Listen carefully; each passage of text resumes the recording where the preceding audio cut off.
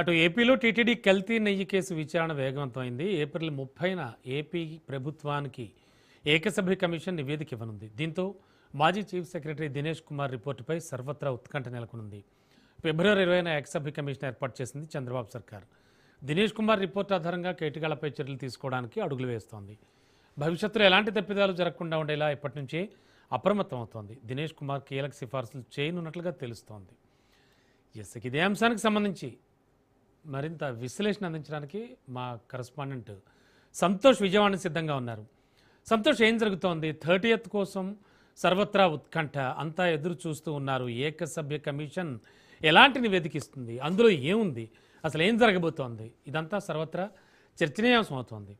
ఏం జరగబోతోంది? ఎలా ఉన్నాయి ఆలోచనలు? అటు గవర్నమెంట్ అంటే ప్రభుత్వం పెద్దల వద్ద కానీ, ఇటు వైసీపీకి సంబంధించి కానీ.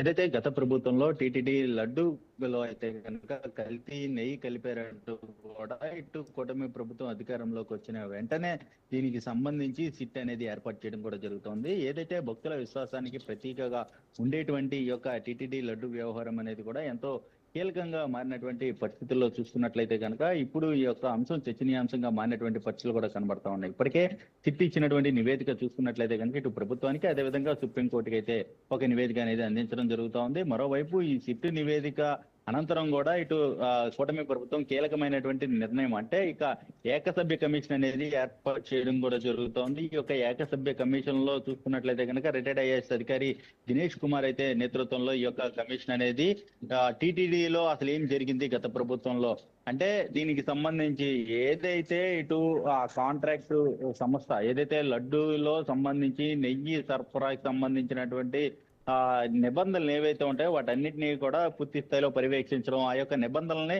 గత ప్రభుత్వంలో ఏ విధంగా సడలింపులు జరిగాయి, అదే విధంగా ఈ యొక్క కాంట్రాక్ట్ కి ఏ విధంగా మళ్లించారు, ఇటువంటి అన్ని అంశాలపై కూడా కూలంకషంగా అయితే కనుక ఈ యొక్క కమిషన్ అనేది పనిచేసినటువంటి పరిస్థితులు కూడా కనబడతా ఉన్నాయి. దాదాపు 250 కోట్ల రూపాయల మేరకు కూడా ఈ యొక్క కల్తీ నెయ్యి సరఫరా జరిగిందంటూ కూడా ఇప్పటికే ప్రాథమిక నివేదిక అనేది వచ్చినటువంటి పరిస్థితుల్లో ఇప్పుడు ఏకసభ్య కమిషన్ చూసుకున్నట్లయితే కనుక ఎవరెవరు ఈ బాధ్యులు ఉన్నారు అంటే ఇటు అధికార వ్యవస్థ నుంచి పై స్థాయి వరకు కూడా ఎవరెవరు ఇందులో ఇన్వాల్వ్ అయి ఉన్నారు, నిబంధనలు ఏ విధంగా ఇటు సడలింపు ప్రక్రియలో ఎవరెవరు పాల్గొన్నారు, అసలు ఎందుకు చేయాల్సిన వచ్చినటువంటి కఠినతరంగా ఉండేటువంటి నిబంధనలు సరళీకృతం చేయాల్సినటువంటి అంశం ఎందుకు వచ్చింది, ఇటువంటి అన్ని అంశాలపై కూడా ఈ యొక్క ఏకసభ్య కమిషన్ అనేది పూర్తి స్థాయిలో అయితే నివేదిక అయితే ఇవ్వనున్నట్టు కూడా తెలుస్తోంది. ఏదైతే ఫిబ్రవరి 20న మొదలుపెట్టినటువంటి ఈ యొక్క కమిషన్ దాదాపు 2 నెలలు అంటే సుదీర్ఘంగా 65 రోజుల అనంతరం తర్వాత కూడా ఈ యొక్క నివేదిక పూర్తి చేయడం, ఇక ఈ నెల 30న అంటే ఈ నెల 30న అయితే కనుక ప్రభుత్వానికి నివేదిక ఇస్తున్నటువంటి నేపథ్యంలోనే ఎంతో ప్రాధాన్యత సంతరించుకుందని కూడా తెలుస్తోంది. ఎందుకంటే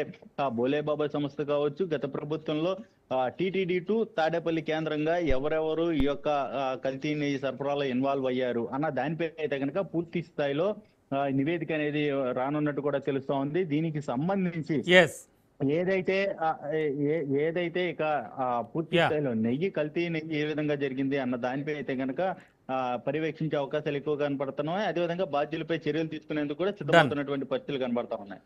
థ్యాంక్ యూ సంతోష్.